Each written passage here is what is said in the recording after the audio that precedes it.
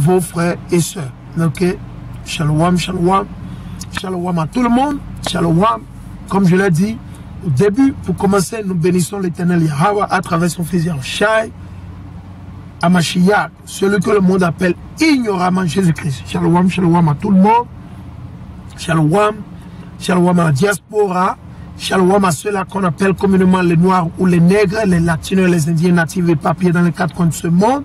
Cette vidéo, c'est pour adresser la diaspora, les 12 tribus d'Israël, surtout ceux-là qui parlent la langue française ou ceux qui parlent, je vais dire, le créole. Si vous parlez le créole, et vous allez comprendre. Peut-être pas la totalité, mais vous allez comprendre la majeure partie. Donc, aujourd'hui, j'ai reçu cette vidéo, ok, que je vais adresser. Je vais adresser en ce sens que Esso, c'est Esso. Ok? Esso, c'est Esso. Ok, donc sans plus tarder, je vais commencer avec le livre. Allons dans Premier Pierre. Je vais partir dans Premier Pierre. Ok. Allons dans Premier Pierre. Ok. Nous allons commencer avec Premier Pierre. Ok. Nous allons partir de Premier Pierre. Je suis dans Premier Pierre. Premier Pierre. Ok. Premier Pierre. Le chapitre 4, nous allons lire le verset 11.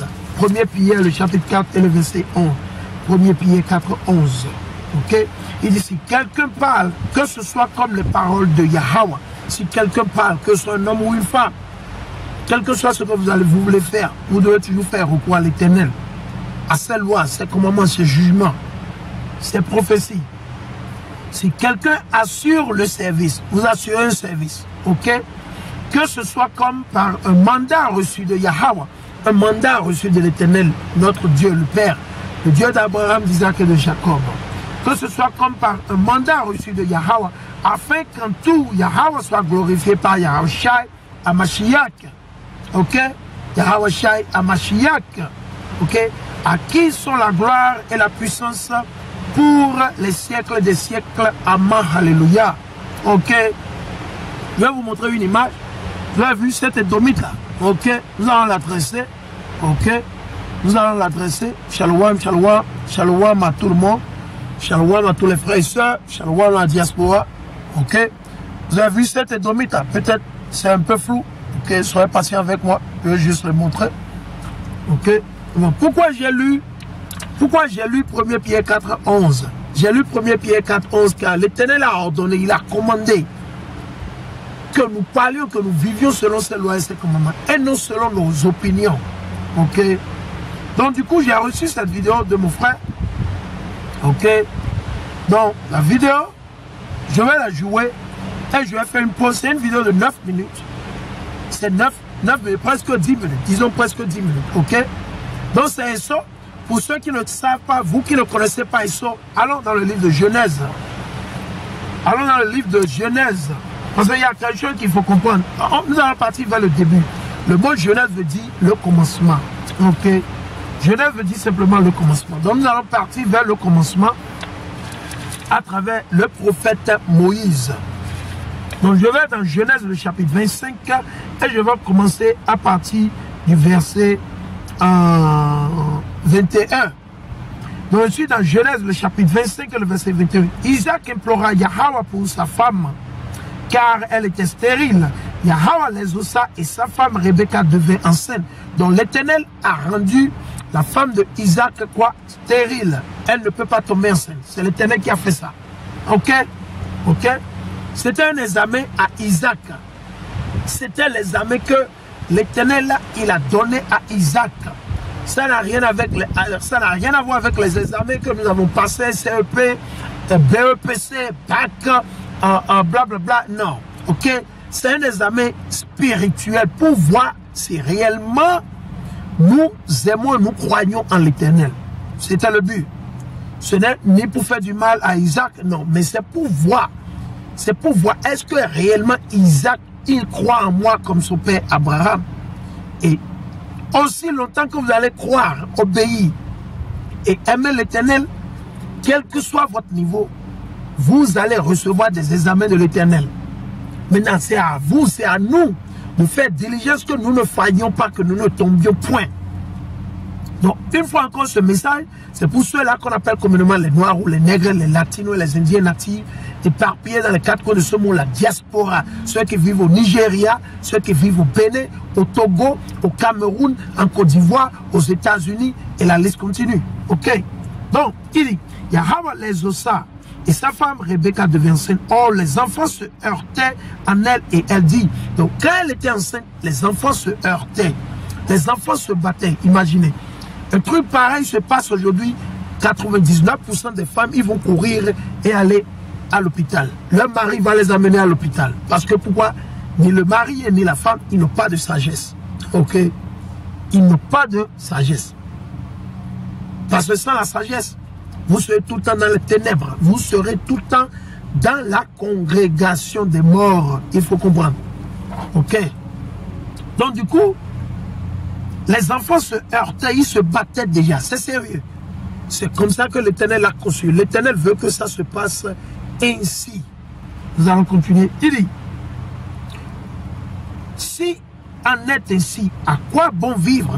Donc c'est l'Éternel qui veut encore mettre Rebecca à l'examen. L'Éternel doit mettre tout le monde à l'examen, surtout ses élus.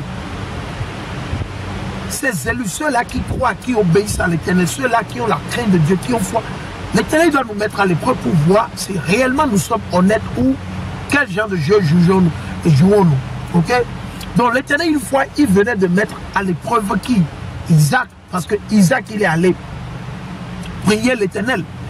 Isaac n'est pas allé voir un docteur, il n'est pas allé voir un gynécologue, il n'est pas allé voir blablabla, un spermatologue. Non. Pour vérifier, peut-être ce sont ces spermes qui ne fonctionnent pas. Ok, on va faire un examen de sperme, des conneries. Non, rien de tout ça. Isaac a eu la foi. Et c'est ce qui nous manque, ça. Il croit et il a la foi. En plus, il a passé l'examen parce qu'il est allé vers l'Éternel. Il n'est pas allé voir un charlatan. Il n'est pas allé voir le prêtre. Il n'est pas allé voir un homme. Il n'est pas allé voir quelqu'un dans la nuit pour qu'on lui donne une potion satanique, soi-disant magique ou quoi. Non, il n'a rien fait de cela.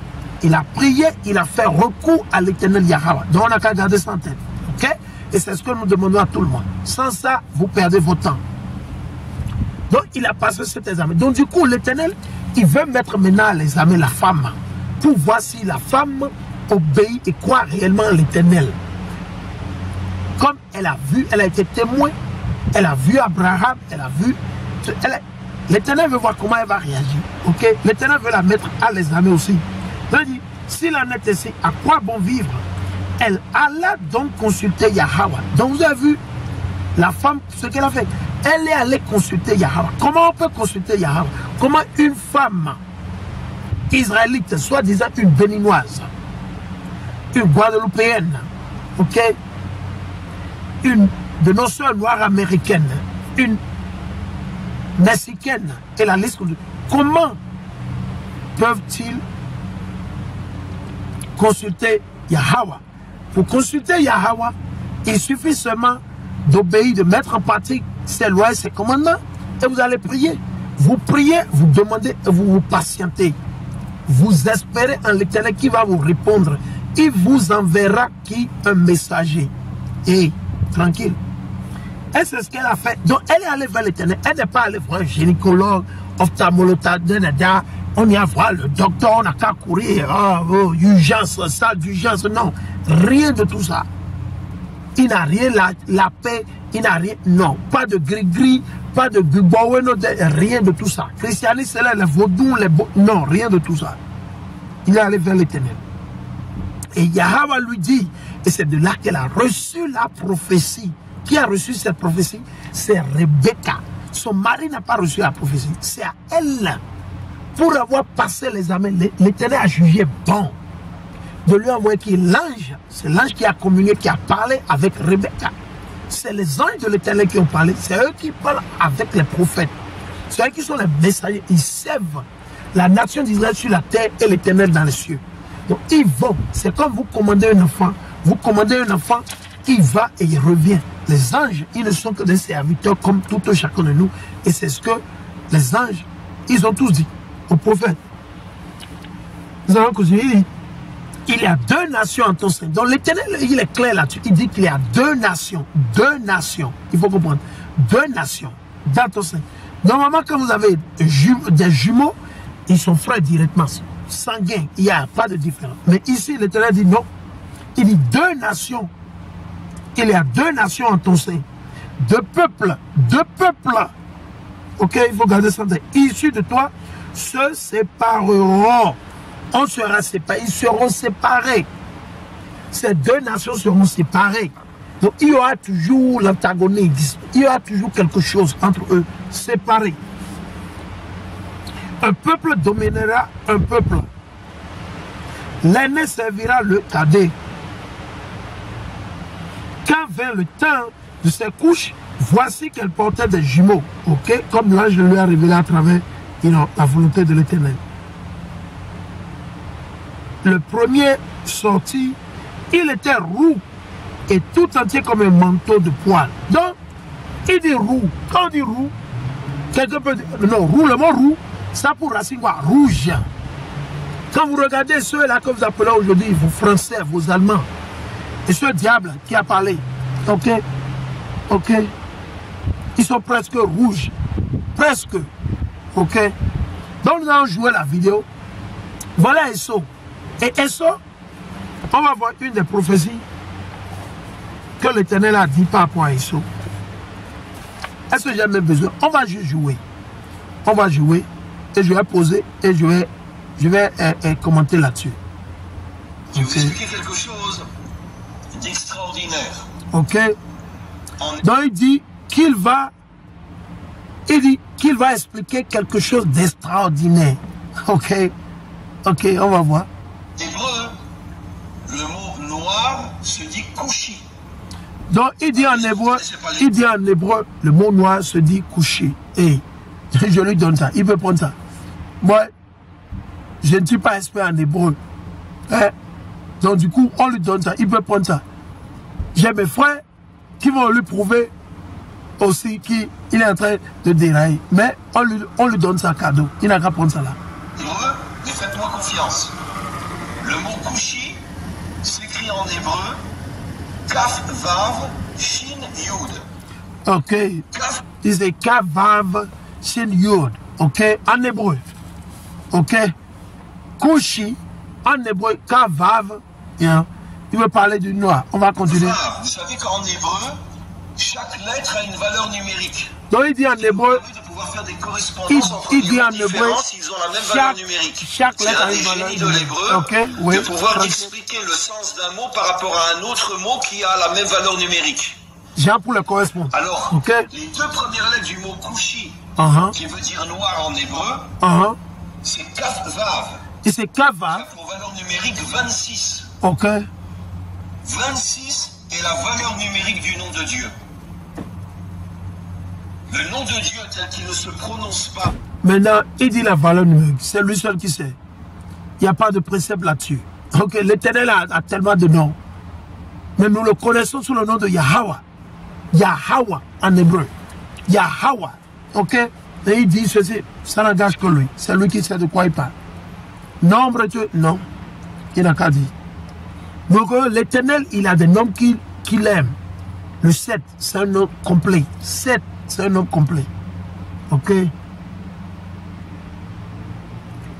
Le 1, vous avez 12, 24, tout ça. C'est les nombres que l'Éternel aime. Ok. Soit 12.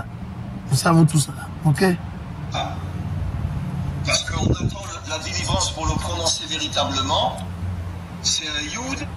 Il dit qu'il attend la délivrance pour le prononcer véritablement. Il n'y a pas de délivrance pour lui. Ok? Il n'y a pas de délivrance pour Esso. Esso n'a pas de délivrance. Comment nous le savons? Alors, on va vous le montrer. Il n'y a pas de délivrance pour Esso. Esso, non. Il n'y a pas de délivrance pour Esso. Qui a dit ça? L'Éternel. Alors, on va vous le montrer. Il n'y a pas de délivrance pour Esso. Il n'y a pas de délivrance. On aurait aimé délivrer Esso. Pas de délivrance pour Esso.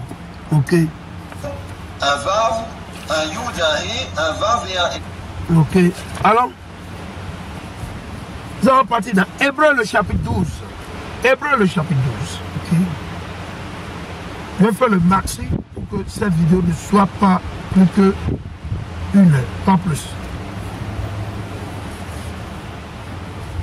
Ok, nous allons adresser le sujet par la grâce de Dieu. Ok. There we go. There we go. Donc on va aller dans l'épître de Paul aux Hébreux. Là on lit à partir du verset 14. Ok. Et le châtiment de l'infidélité. C'est qui l'infidèle? Esau et Dom.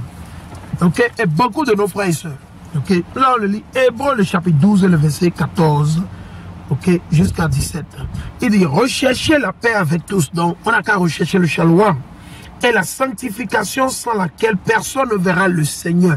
La sanctification, c'est-à-dire on doit se nettoyer, se sanctifier, se rassurer que, ok, nous vivons selon les lois et les commandements de l'Éternel. Pas plus ni moins. On doit se rassurer. Ok? Veillant à ce que personne ne soit privé de la grâce de Dieu. Veillant à ce que personne ne soit privé. Ok? L'Éternel ne veut pas que quelqu'un soit privé de sa grâce. À ce qu'aucune racine amère ne pousse des rejetons et ne cause du trouble, ce qui contaminerait toute la masse. À ce qu'enfin, il n'y ait aucun impudique ni profanateur, ok, comme Esau, vous avez vu, comme Esau. Donc, Esau, c'est ce qu'on appelle communément aujourd'hui les Américains, les Françaises, et la liste continue. Ok? C'est eux. Donc, on va adresser. Il dit, à ceux qu'enfin, il n'y ait aucun impudique. Allez chercher le mot impudique. Le mot impudique, c'est un mot très très fort. Impudique, ok. Eh bien, nous allons partir sur le dictionnaire Larousse.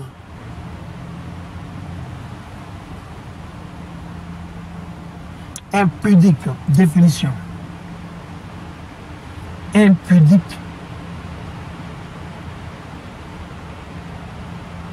Impudique. Définition. Hein? Ok? Il dit, impudique. Il dit, manque de discrétion sur soi-même. Confesser ses lâchetés avec impudeur. Impudicité. Caractère, comportement d'une personne qui transgresse sciemment et sans honte les convenances sociales en matière de sexualité, actes ou paroles impudiques. Donc, là, vous voyez, il dit quoi? À ce qu'aucune racine amère ne pousse des rejetons et ne cause du trouble, ce qui contaminerait toute la masse. À ce qui en fait, il n'y ait aucun impudique, ni profanateur, ok? Comme Esau, qui pour un seul mai livra son droit de naissance, ok? Et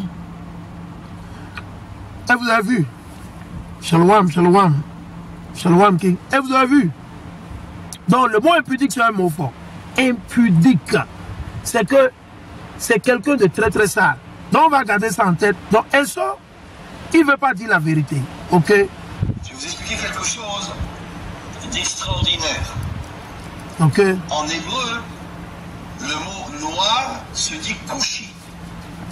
Alors bien sûr, vous ne connaissez pas l'hébreu, mais faites-moi confiance. Le mot couchi s'écrit en hébreu Kaf Vav Shin Yud. Kaf Vav, vous savez qu'en hébreu, chaque lettre a une valeur numérique. Ce qui nous permet de pouvoir faire des correspondances entre des mots différents s'ils ont la même valeur numérique. C'est un des génies de l'hébreu de pouvoir expliquer le sens d'un mot par rapport à un autre mot qui a la même valeur numérique. Génie de l'hébreu, il parle.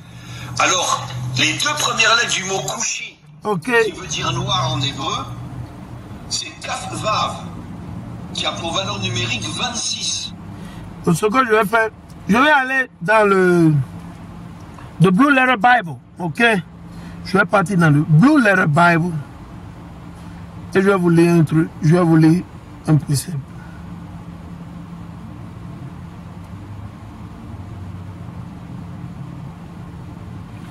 Blue Letter Bible. Ok. Ok. Blue Letter Bible.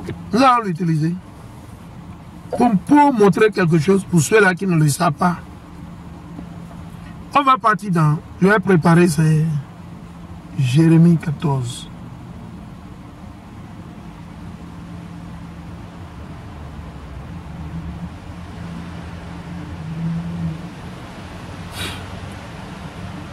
Ok, let's see.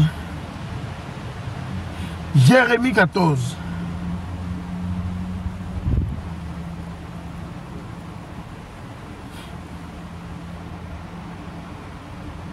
Jérémie 14 et le verset 1.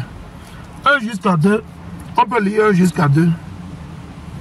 Ok. Et je vais laisser ce démon parler. Je vais laisser le démon parler et on va l'exposer. Laissez le démon parler.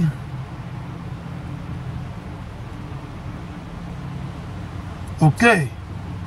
Now, il a dit Kava. Ok. Je vais vous expliquer. Le mot noir en hébreu c'est kadar. Ok. Noir veut dire kadar. Et je vais vous le montrer. Surtout en hébreu. Je dis en hébreu. Ok. Je vais vous le montrer. En hébreu, c'est kadar.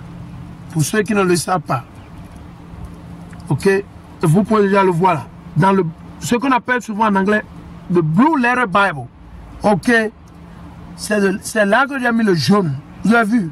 Le mot noir. En anglais, is black. Right? En anglais, you say black. En anglais, on dit souvent black. Mais en français, c'est noir. Ok. À l'audience. Ok. Donc, du coup, il déraille. Ok. Il déraille déjà.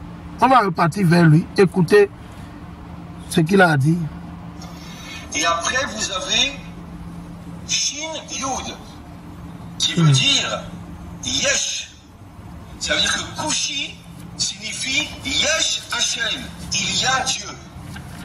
Ça veut dire que... Ouais, il rit. Parce que ce sont les faux juifs, ça. Vos faux juifs, là. Et voilà. Vos faux juifs, là, c'est eux. Il est en train de mentir. Attendez. Il est en train de mentir. Même les traductions qu'ils ont faites en français, c'est inacceptable. Inacceptable. Je vais vous lire un passage. Je vais voir la Bible. Je vais voir si cette version, elle est peut-être ok. On va voir. Je vais partir dans Jérémie, parce que la version que j'ai dans ma Bible ici, non.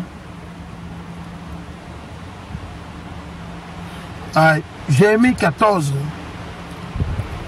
Donc je suis dans Jérémie 14 et le verset 1. Jérémie 14 et le verset 1. Jérémie 14 et le verset 1. Parole de Yahweh qui fut adressée à Jérémie à l'occasion de la sécheresse. Judas est dans le deuil. Donc on n'a qu'à faire attention, il parle de Judas. Judas est en deuil. Quel deuil? Il dit, ses portes languissent. Elles gisent désolées sur la terre et le cri de Jérusalem s'élève. Le cri de Jérusalem s'élève. Ok? Maintenant, ils ont mal traduit. Ici, ils ont mis elles gisent désolées sur la terre. Non, ce n'est pas ça. En anglais, c'est they are black onto the ground. Ils sont sombres ou noirs comme quoi la terre. Mais quand ils ont traduit, ils ont dit elles gisent. Non, non. Ok. Donc on va repartir là-bas. On va les laisser parler. Je vais vous expliquer quelque chose. Il se trouve contre toute la dictature blanche qui exploite toutes les richesses passées de vos habits, d'humiliation, d'esclavage, etc. Et prendre conscience, c'est absolument incroyable. Dans les peuples africains se trouve le Dieu authentique qui a pour nom Yud-Ke Vav-Ke. Ok. Mais là, il dit que dans le peuple africain se trouve Dieu. Yuva Yuke. Non. Ok. L'Éternel, il est au milieu d'Israël. Ok, allons dans le livre de Deutéronome. Allons dans Deutéronome. Ok, nous allons commencer avec Deutéronome. Ok, on va voir. Parce que Esau, tout ce que Esau cherche, c'est la confusion. Esau, il veut tout le temps décevoir. Ok, Esau, son objectif, c'est de décevoir. Esau, 24/24. Esau, si vous ne le savez pas, ne tombez pas pour ces choses. Ok, Esau est là pour vous décevoir. Ces messieurs, c'est leur devoir. Il connaît la vérité, mais il tourne autour du pot. Ok, il connaît la vérité, mais il tourne autour du pot. Il tourne autour du pot. Allons, Deutéronome. Deutéronome 7 et 6. Ok, allons, Deutéronome 7 et 6. On va partir dans Deutéronome 7 et 6. Shalom King, Shalom, Shalom, Shalom King. Deutéronome, le chapitre 7 et le verset 6. Deutéronome 7 et 6. On va le lire. Il dit, on va le lire. Parce que pas de confusion. Ok, il bavarde. Deutéronome 7, 6. Car tu es un peuple consacré à Yahweh ton Dieu. L'Éternel a choisi un seul peuple. Et c'est la nation d'Israël. Les Israélites. Ceux-là qu'on appelle communément les Noirs, les Latinos et les Indiens natifs, les Seminoles, les Indiens éparpillés dans les quatre coins de ce monde à cause de nos péchés. Et non, les Africains. Quel Africain? Le mot africain n'est pas dans la Bible. Montrez-moi là où c'est écrit dans la Bible Afrique.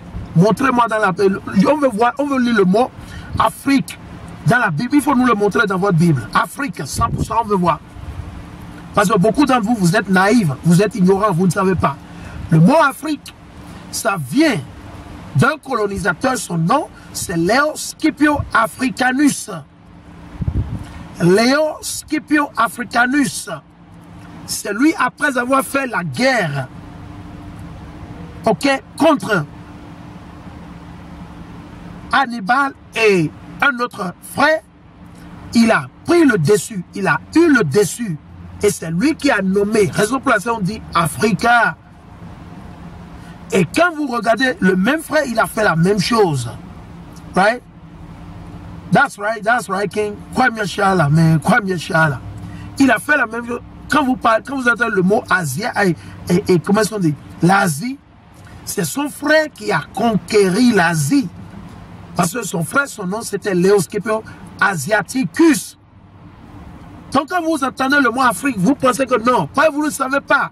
On vous a dit d'aller entre la guerre d'Indochine, l'impérialisme du Japon, blablabla, des conneries. Non, toi, c'est des conneries. Il faut chercher la vérité. Il faut chercher la vérité ou la vérité. Donc ici, dans Deutéronome 7, 6, l'Éternel dit quoi? On va lire de la bouche de l'Éternel. Ce ne soit pas de ma bouche. Car tu es un peuple, consacré à Yahweh ton Dieu. C'est toi que Yahweh ton Dieu a choisi pour son peuple à lui parmi toutes les nations, parmi tous les peuples, parmi toutes les races qui sont sur la terre. Alors de quoi il parle? Il bavarde. Il est en train de vous décevoir. Ok. Il n'a rien dit de nouveau que nous ne connaissons pas encore. Il est en train de vous décevoir. On connaît leur jeu. C'est les faux juifs là. C'est eux ça. Ok. Deutéronome 7, 6. Maintenant, on va voir combien de nations l'Éternel a créé. 19 nations. 19 nations l'Éternel il a créé. Allons-y.